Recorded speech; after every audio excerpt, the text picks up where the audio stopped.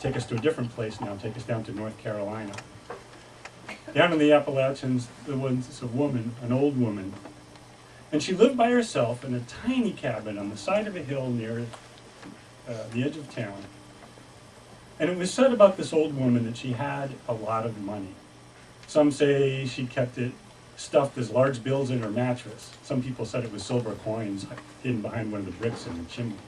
Some said it was gold coins in coffee cans out in her yard. Some people said it was Confederate money that wasn't worth anything except maybe to a Yankee collector. But nobody knew where the money was, and nobody had actually ever seen this money. Now, this old woman was a creature of habit. She would sit every night knitting in front of the fireplace. And she would talk to her fish. Now, this wasn't a live fish swimming around in a bowl. This was a dried fish, mounted on the wall next to her mantelpiece. And she called it all One Eye, and on account of it had just the one eye that showed out into the room. And she would sit there and knit, and she didn't have a clock, but her bedtime was a very set thing every night. She would wait until she had yawned once, twice, 3 times, and then she would put her knitting aside, take out a small knife, cut a chunk out of her friend the fish, have it as a little late night snack, and go to bed. She went about this routine in her life very peacefully for a time, until one day 3 men came to town.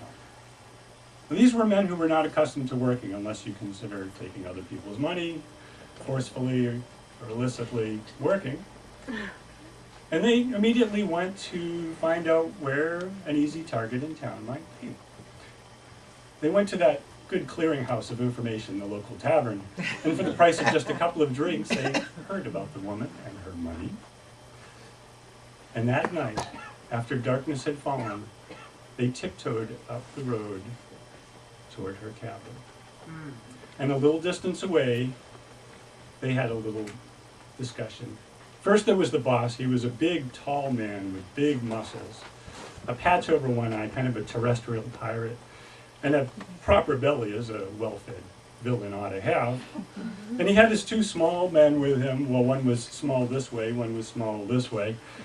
And he ordered them up to the house. One of them, actually. He said, "You," to the smaller one. He said, "You go on up there, you spy on that woman, you find out where she's got that money, and you come back and tell us. We'll go get it." So he tiptoed up to the house. And when he got up there, everything was dark. He walked all the way around the house looking for a place where he could look in and spy on the old woman. Well, the windows were all covered with oilcloth, but next to the chimney, he saw a place where there was a little gap in the bricks with some light shining through. And he put his eye up to that light and he looked inside. And there sat the old woman in the chair facing him, just really a few feet away, knitting, as she was looking into the fireplace. And he thought, "Why, she's just a little bit of a thing. She reminds me of my grandmama." And as he watched her, what do you suppose happened? She yawned. And then she said, "Oh, Lord, that's 1 come. There's 2 more coming."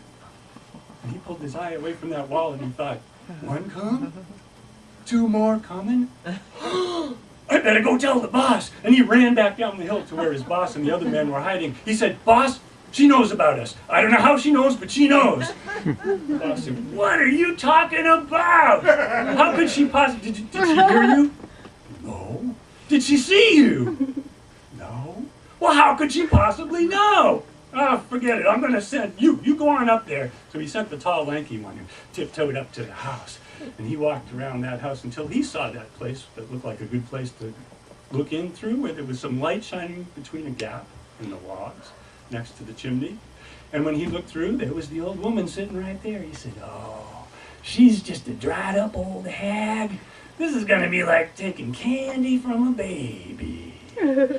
Come on, old woman. Show me where that money is." And just as he said that, what do you suppose happened? What do you suppose happened? What, am I boring you guys? She says that's true. Yeah, that's exactly what happened. She yawned and she said, "Oh, that's 2 come. 1 more and I'm going to get out my knife." He pulled his head away from the wall. He ran back down the hill. He said, "Boss, she's right. he's right, she's a witch, she knows things. I don't know how she knows things, but she knows things. Busted. Never send a boy out to do a man's job, and he strode up to that house, and he didn't have to walk around the house to find that little pinprick of light, where he put his one good eye up there to that hole, and he looked inside, and there was the old woman. He said, "Old woman," he thought to himself, "tell me where the money is, or I'm going to come in there and I'm going to make you tell me." And when he said that, what do you suppose happened? That's right. She said, "Oh, Lord, that's 3 come, and now I'm going to hold one eye, I'm going to take my knife, and I'm going to take a chunk out of you." He ran from the house, he ran down the hill, he ran past his men. They had to run to catch up to him. Those men, they kept running clear until after the sun had risen, and they were clear into the next county. And they were never seen in those parts again.